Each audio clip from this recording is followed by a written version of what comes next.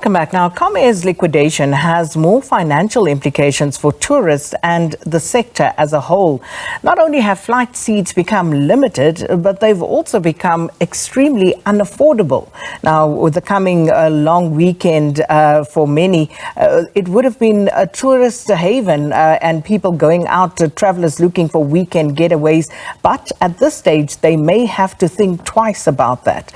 Dr. Unathi Henama believes that Comair's liquidation spells trouble for the tourism industry as a whole. And he is a tourism academic at the Tshwane University of Technology and joins us now. Dr. Henama, thanks for your time. Welcome to Morning Live. Good morning. So firstly, your reaction to Comair's liquidation, because they have been in trouble, serious trouble for at least 2 years now. But what was your reaction to the announcement of the liquidation? I was definitely gutted, because when airlines in South Africa go through business rescue, they never come out and they're usually liquidated. So, very, very disappointed this happened, because Comair was this great example of a private enterprise which was profitable, paying dividends, and being a great example how private business can run an aviation business successfully compared to the ruins and all of the financial regret that SAA was experiencing. So we're quite disappointed. Well, evidently that was not the case of late. When we listen to some of the employees, if we listen to what the unions and some aviation experts have to say, it seems as though this entity was not as well run as may have been anticipated or thought at the time. Yes, in the past 3 years, there have been concerns about safety records, and that is very, very important, because entities of the Department of Transportation have to ensure that all airlines operate on the best safety standards. So we have to give the independence of our aviation authorities in picking up lapses in safety and security when Comair was operating. So, Doctor, we saw the advent of COVID-19 being extremely disruptive to the tourism industry and on various levels. But if we look at what's happened now with Comair being removed from the list of airlines that South African travelers at least would have access to, and others as well, what is the broader meaning here of this particular liquidation? The broader meaning is that you find that South Africans might be less trusting of airlines. It might actually lead to a boom in drive tourism, where people basically say, let me rather drive or use a train, use a bus, use private vehicle to the accommodation, because I might plan a trip and say, November, I'm going this way, because prices are cheap, I'm paying 6 months in advance. So it might actually lead to tourists choosing to drive, but more importantly, it might actually lead to tourists not going out of the big metropoles, not going out of Gauteng, not going out of the Western Cape, not going out of the Durban area, because people might actually say it is safer to drive 2 or 3 hours away from home, because I don't trust the airlines anymore. And this is the problem, isn't it? Because not only is there that dwindling trust now in the airlines, as you say, because once you purchase a ticket, you now wonder whether that will be honored, regardless of who you buy it from, given what's happened in the aviation industry in the last while. But also fuel prices are sky high. So, one has to wonder, if you are in local tourism at the moment, how are you trying to mitigate all of this? So what can be done? What can people do, those would-be holiday makers and also the tourism industry players? How can they make their offerings more attractive? I think marketing. Marketing is important. And Sakina, we've got a multi-million rand Stokvel economy. Let's start speaking to Stokvels. Let's adapt our products and say, we are inviting Stokvels to come here. You guys can save 50 rands more or 100 rands more per month. Here is a package for you. We are targeting Stokvels, because you find some Stokvels, it's groceries, it's money dispersal, but tourism has got a great potential, especially to introduce tourists on this wonderful industry that creates happiness and improves your quality of life. As you go on holiday, you come back much more refreshed. So I believe a lot of establishments should start speaking to the Stokvel economy. But I must indicate, several organizations, South African National Parks Board, have now a package for Stokvels where you can be able to book. So I believe, let's speak to Stokvels. Let's not forget this very, very important industry that is yet to be exploited within tourism consumption.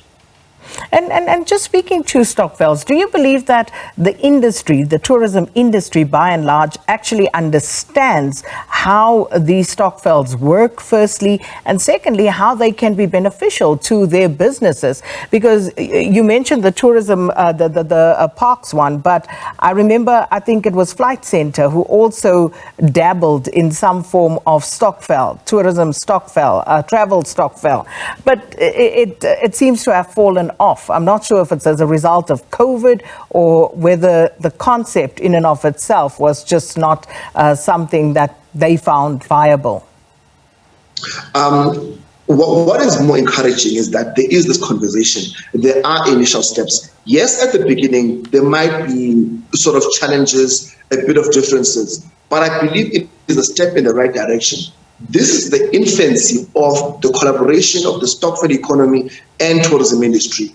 So as more growth happens, the Stokvel economy and tourism will obviously adapt and be able to meet the needs of more people. But I think the most important thing is that we need to create confidence that the Stokvel economy can become a great player in the tourism industry by introducing new tourists and also, most importantly, institutionalizing the habit of holidays. We have to institutionalize that people know that once or twice in a year, I go on holiday. And that would miraculously change our economic fortunes because destinations would know that we would get more tourists thanks to this new market created by the Stokvel economy. So, Dr. Henama, that's a very interesting point that you raise about going on holiday once or twice a year. And depending on which demographic and which racial group of the country you're looking at, that may be so. But for some, not quite. You know, we always joke and say, for Black people, we go home. That is, you know, what our holiday is, because a lot of people working in different provinces and the like. So when it's time to go on holiday, you go home. How do we change that, though? Because people will tell you they are cash strapped. They have families that depend on them for support. So how do you go about just changing that sort of mindset? For example, one of the cities I usually visit during holidays will be Bloemfontein.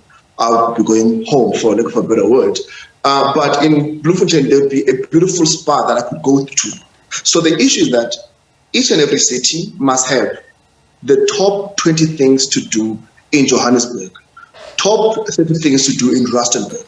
And that information must be dispersed to the people. We must also have maybe days where maybe on a Wednesday we say it's a 50% off because on this day we've got the least number of visitors that come to our establishment, so that we create this collective memory that when my child comes, let's go on this trip, let's go on this excursion, let's go to the game farm. But it's a conversation that the product owners working with local government must bring to the residents, so that the residents should know that if it's a weekend, we go out here. I mean, hiking is a great example of how this activity has been taken over by a lot of what we can call Black people in the past, 5 years. I mean, COVID was great for the development of hiking as a tourism consumption activity. So it's all about marketing, it's all about collaboration, and local government is important in performing this function. It's also about price point, very importantly, Dr. Henama, because very often that becomes the sticking point. For example, many South Africans would complain about how expensive it is to go to Cape Town, for example.